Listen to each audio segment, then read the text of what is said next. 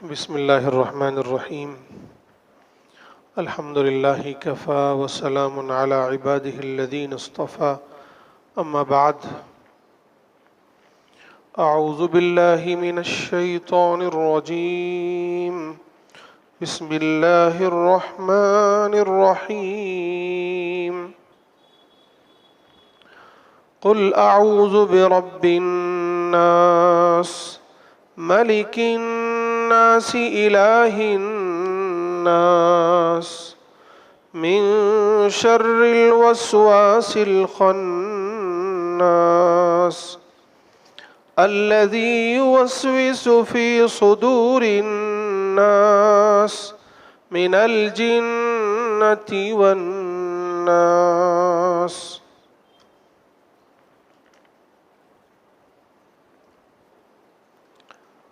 محترم بھائیوں اور بزرگوں، یہ سورۃ الناس ہے، قرآن مجید کی سب سے آخری سورت. اس سے پہلے ہم لوگ سورۃ الاخلاص اور سورۃ الفلق پڑھ چکے ہیں. سورۃ الفلق کے ضمن میں یہ بات میں نے آپ سے عرض کی تھی کہ ہم نے سورۃ الفاتحہ میں اللہ سے ایک دعا مانگی تھی. وہ دعا یہ تھی کہ اہدنا الصراط المستقیم، کہ اللہ تعالیٰ مجھے صراط مستقیم پر چلا، سیدھی راہ دکھا.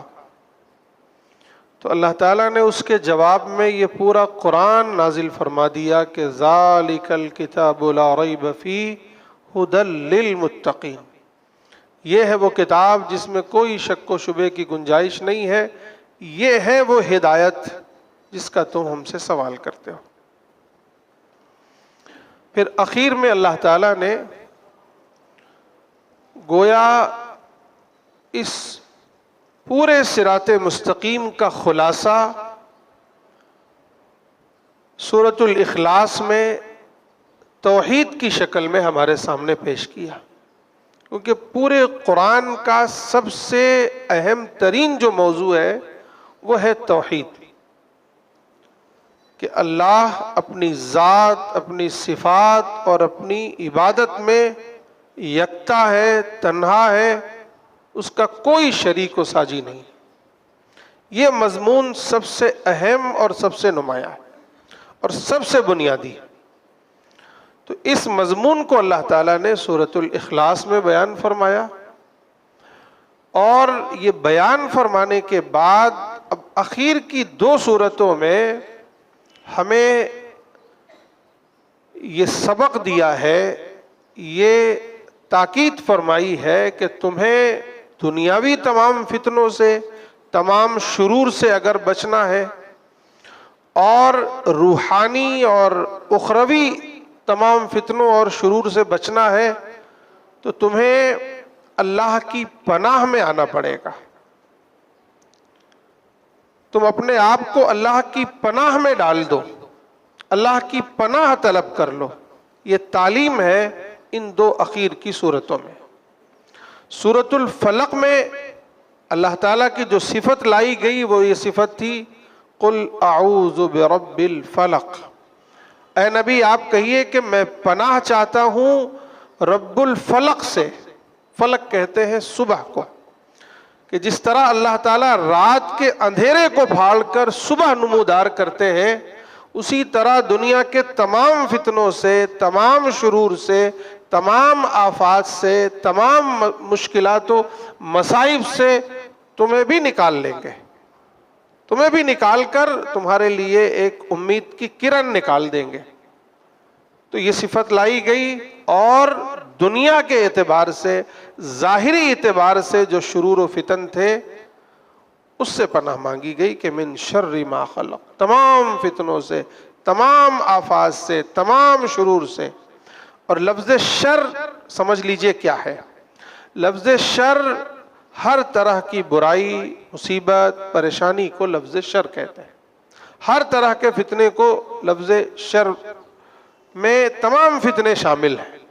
اور ساتھ ہی ساتھ مفسرین نے ایک بات اور لکھی ہے کہ نہ صرف یہ کہ یہ مصیبتیں، یہ پریشانیاں، یہ آفات، یہ فتنے، بلکہ جو اس کے اسباب ہیں، جو چیزیں ان فتنوں، ان مصیبتوں، ان پریشانیوں کا سبب بنتے ہیں، وہ بھی اس میں شامل ہے۔ تو جب آپ نے یہ کہہ دیا کہ اے اللہ میں آپ سے ان تمام شرور سے پناہ چاہتا ہوں جو کچھ آپ نے پیدا کیا ہے، تو وہ تمام مصیبتوں، پریشانیوں، مصائب، مشکلات، فتنے، شرور، ان سے بھی آپ نے پناہ مانگ لی، اور جو اس کے اسباب ہیں جن کی وجہ سے یہ ساری چیزیں آتی ہیں، ان سے بھی آپ نے پناہ مانگ لی۔ یہ بڑی اہم بات ہے جو سمجھنے کی ہے۔ پھر اس کے بعد خاص طور سے 3 چیزیں تھیں، ایک تو رات، دوسرے وہ جو جادوگروں کا شر ہے اس سے، اور حاسدین کے شر سے۔ اب یہ جو اخیر کی صورت ہے سورۃ الناس، اس میں خاص طور سے اللہ تعالیٰ نے شیطان کے شر سے، اس کے وسوسوں سے پناہ مانگنے کی تعلیم دی ہے ہمیں۔ پچھلی صورت میں اللہ کی صرف ایک صفت بیان ہوئی تھی، لیکن اس صورت میں اللہ تعالیٰ کی 3 اہم ترین، بلکہ سب سے بڑی صفات کا تذکرہ ہے۔ فرمایا اللہ تعالیٰ نے، قل، اے نبی آپ کہہ دیجئے، اعوذ برب الناس، میں پناہ چاہتا ہوں، میں پناہ میں آتا ہوں رب الناس کے، یعنی تمام انسانوں کے رب سے، تمام انسانوں کے رب کی پناہ میں آتا ہوں۔ اعوذ برب الناس، لفظ رب استعمال کیا ہے۔ رب پالن ہار کو کہتے ہیں، پرورش کرنے والے کو کہتے ہیں۔ رب العالمین سے قرآن شروع ہوا تھا، رب الناس پہ ختم ہو رہا ہے، گویا کہ اللہ رب ہے تمہارا، انسانوں، تمہارا ہی نہیں ہے، پوری کائنات کا رب ہے۔ اور رب ہی وہ ہوتا ہے جو انسان کو پیدا کرتا ہے، انسان کو پالتا ہے، اس کو پروان چڑھاتا ہے، اس کی پرورش کرتا ہے، اور تمام آفات سے اس کی حفاظت بھی کرتا ہے۔ آپ نے دیکھا ہے ایک ماں کو، وہ اس کو پالتی ہے، پوستی ہے، تو کیا وہ کسی مصیبت میں اپنے بچے کا ساتھ چھوڑ دیتی ہے؟ اسے کسی شر کے حوالے کرتی ہے؟ یہ تو انسان چھوڑیے، آپ جانوروں کو دیکھا ہے آپ نے، کسی بلی کے بچے کو چھیڑ کر دیکھیے، کسی بکری کے بچے کو چھیڑ کر دیکھیے، کسی کتے کے بچے کو چھیڑ کر دیکھیے آپ، پھر کیا حشر ہوتا ہے۔ تو وہ تو اللہ تعالیٰ نے اپنی ربوبیت کا گویا ایک چھوٹا سا حصہ، یا اپنی محبت کا ایک چھوٹا سا حصہ اسے عطا کر دیا ہے، کہ وہ اس کو ذریعہ بنا دیا ہے اس بچے کی پرورش کا، اس بچے کی ربوبیت یا اس بچے کی تربیت کا ذریعہ بنا دیا۔ صرف اصل تو ربوبیت اللہ کی ہے، اصل تو پرورش اللہ تعالیٰ کر رہے ہیں۔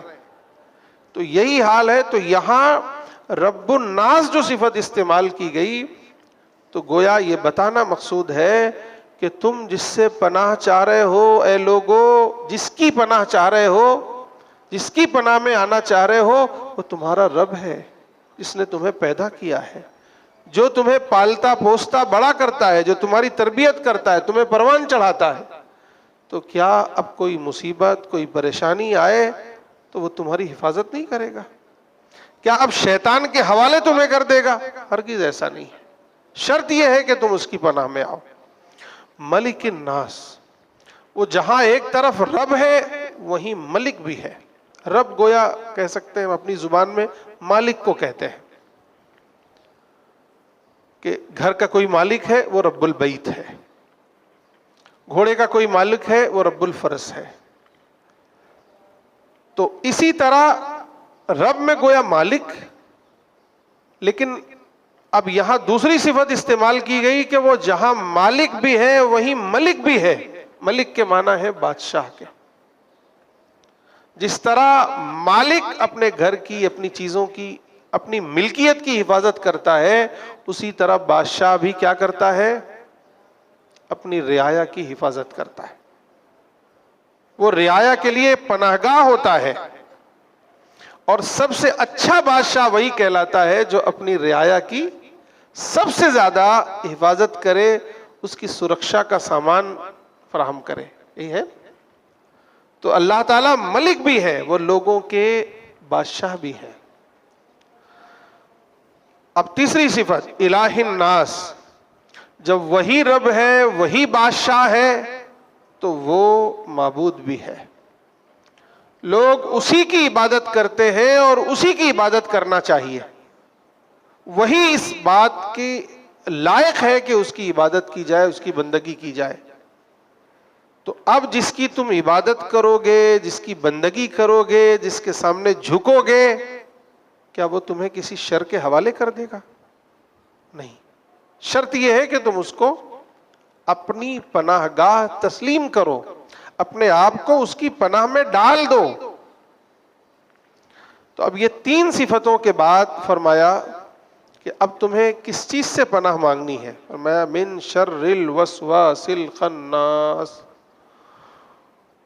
اس کے شر سے جو بہت وسوسہ ڈالنے والا اور چھپ چھپ کر بیٹھ جانے والا ہے، دبک کر بیٹھ جانے والا ہے. یہاں شیطان کا نام نہیں لیا گیا ہے، بلکہ 2 صفتوں کا تذکرہ ہے. ایک صفت ہے وسواس. وسوسہ کہتے ہیں دل میں کسی بات کی آمادگی کے لیے کسی کو اکسانا، کوئی خیال ڈالنا.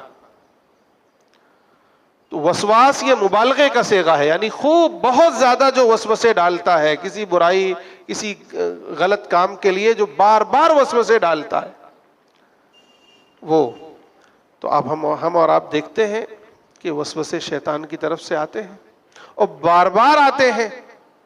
اور یہ بات بھی سمجھ لیجئے کہ شیطان کے بس میں بس اتنا ہی ہے، وہ زیادہ سے زیادہ کیا کرے گا؟ بار بار بار بار بار بار آپ کو وسوسے ڈالے گا. بس اس سے آگے ایسا نہیں ہے کہ آپ کا ہاتھ پکڑ کے کوئی غلط کام کروا دے، آپ کا پیر پکڑ کے لے جائے کہیں، یہ اس کے بس میں نہیں ہے. زیادہ سے زیادہ شیطان آپ سے جو کر سکتا ہے وہ اتنا ہی کر سکتا ہے کہ وسوسے ڈالے گا، بار بار ڈالے گا. اللہ کے نبی صلی اللہ علیہ وسلم کا ارشاد ہے کہ انسان کے دل میں 2 گھر ہیں. ایک گھر میں فرشتہ رہتا ہے اور ایک گھر میں شیطان رہتا ہے. فرشتہ کیا کرتا ہے؟ انسان کو بھلائی کی تلقین کرتا ہے، بھلائی کی طرف آمادہ کرتا ہے، بھلائی کے خیالات ڈالتا ہے. اور دوسری طرف شیطان کیا ہے؟ وہ برائی کے وسوسے ڈالتا رہتا ہے. وہ کوئی اللہ کے نبی صلی اللہ علیہ وسلم نے ایک تعبیر استعمال کی کہ وہ آپ کے دل میں چونچ مارتا رہتا ہے.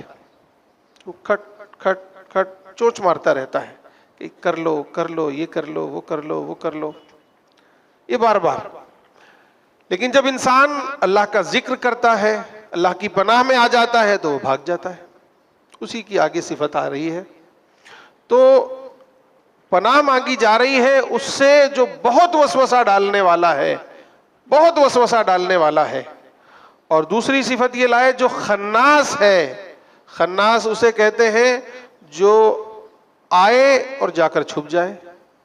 تو وہ آتا ہے، وسوسے ڈالتا ہے، پھر جا کے چھپ جاتا ہے. اس کی دو مفہوم ہوتا ہے. ایک مفہوم تو یہ ہے کہ وہ آیا بار بار آپ کو وسوسے ڈال رہا ہے، وسوسے ڈال رہا ہے. آپ نے کہا لا حول ولا قوت الا باللہ، اللہ اکبر، استغفر اللہ، آپ نے اللہ کا ذکر کیا تو فوراً بھاگے گا، رکے گا نہیں، اللہ کے ذکر کے ساتھ نہیں رکے گا، فوراً بھاگ جائے گا جا کر. اور دوسرا ایک مفہوم یہ ہے کہ وہ آئے گا، کہے گا یہ کر یہ کر یہ کر. قرآن مجید میں ایک دوسری جگہ ہے کہ انسان سے وہ کہتا ہے اکفر، کفر کر، بار بار کہے گا، آئے گا، اس سے ڈالے گا. فلما کفرا، پھر جب وہ انسان کفر کر لیتا ہے یا گناہ کر لیتا ہے تو وہ کہتا ہے انی بریء منک، پھر جا کے دپک کے دور بیٹھ جاتا ہے، کہتا ہے میں تو تم سے بری ہوں، میرا کام تھا تمہیں وسوسے ڈالنا، اب آگے تم نے جو کیا وہ تم سمجھو میں اس کا ذمہ دار نہیں. اور یہ اس دنیا میں بھی کرتا ہے اور آخرت میں بھی یہی کرے گا. بہت سے لوگ کہیں گے یہ شیطان ہے, اسی نے مجھے بہکایا تھا, جیسے یہاں ہم لوگ کہتے ہیں یہ شیطان ہے. بہت سے لوگ حج کرنے جاتے ہیں, وہاں کنکریاں مارتے ہیں تو یوں اتنے زور سے مارتے ہیں, اتنا ہنگامہ وہاں کرتے ہیں کہ یہی ہے وہ شیطان جو مجھے زندگی بھر بہکاتا رہا. ہنگامے کرتے ہیں. وہ ایسے ہی قیامت کے دن انسان کہے گا یہی وہ شیطان ہے. وہ کہے گا میں نہیں جانتا, میں تم سے بری ہوں, میں نے تو صرف وسوسہ ڈال دیا تھا, آگے کا ذمہ دار میں نہیں ہوں. تو یہ آخرت میں بھی ایسے ہی کرے گا, دبک کے بیٹھ جائے گا کنارے. اللہ, یہ الگ بات ہے کہ اس کا جو حشر ہوگا وہ الگ ہے, لیکن وہ برات کا اعلان کر دے گا. یہی حال دنیا میں ہے. وہ ہمارے دل میں وسوسے ڈالتا رہتا ہے, ڈالتا رہتا ہے, ڈالتا رہتا ہے. جب انسان وہ گناہ کر بیٹھتا ہے تو وہ تالیاں بجاتے ہوئے خوشی خوشی جا کے وہ کنارے بیٹھ جاتا ہے کہ ٹھیک ہے تم اپنا کام کر چکے.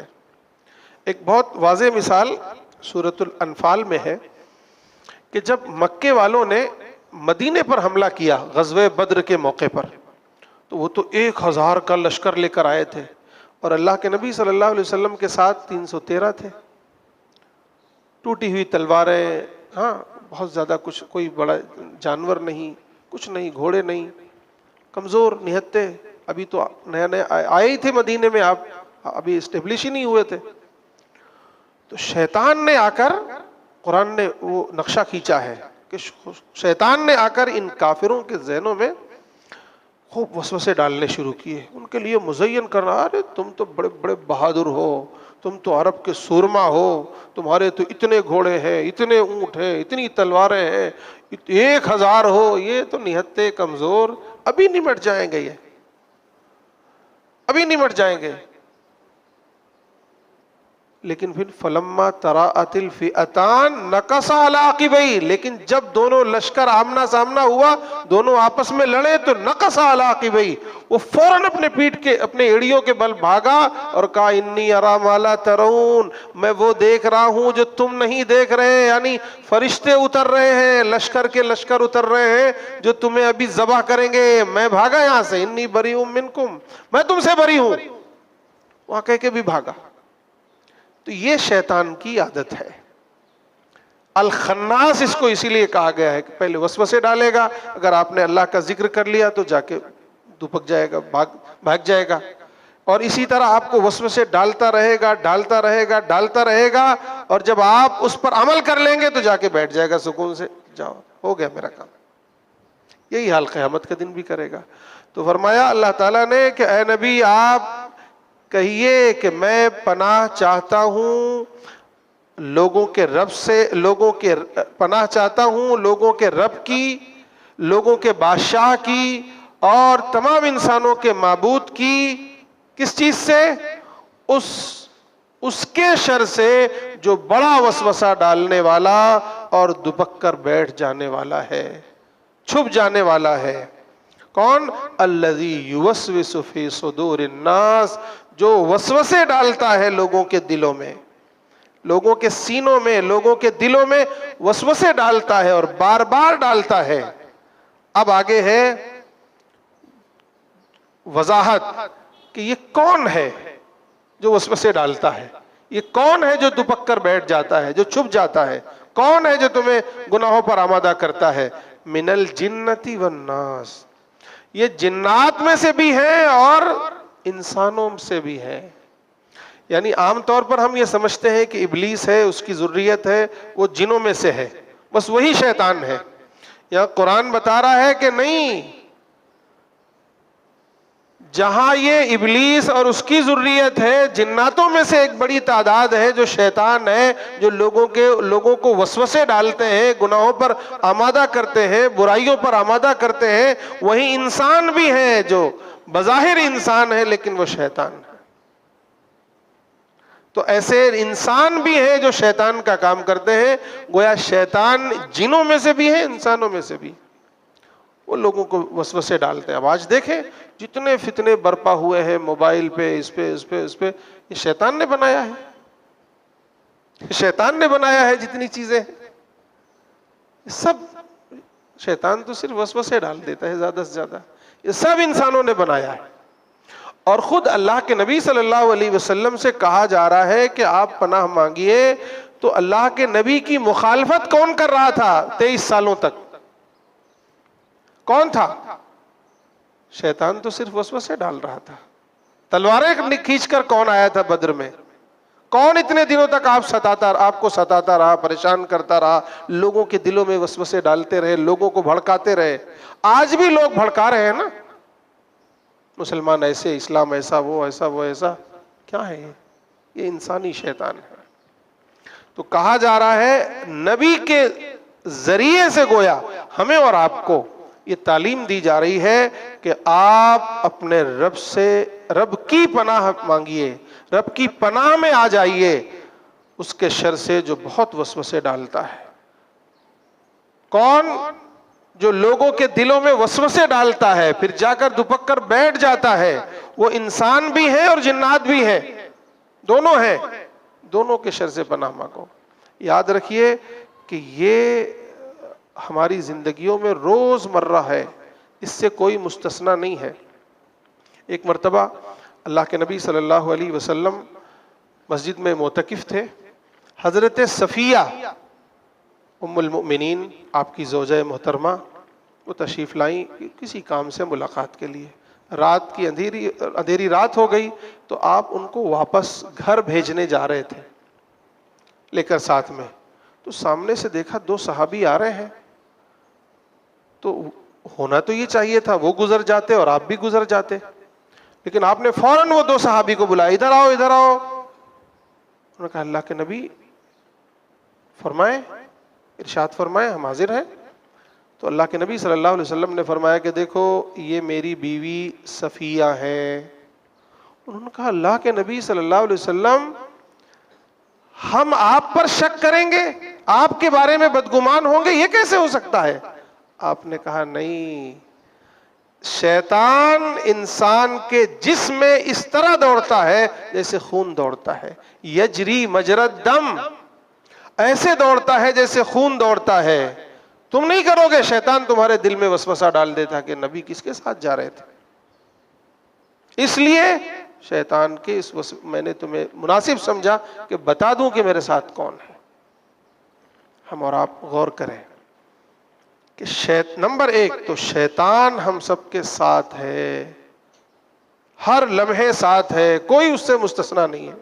تو اس کا علاج یہ ہے کہ ہم اور آپ اللہ کی پناہ میں آ جائیں، ہر لمحے ذکر کرتے رہیں، لا حول پڑھتے رہیں، اللہ کی پناہ میں آتے رہیں.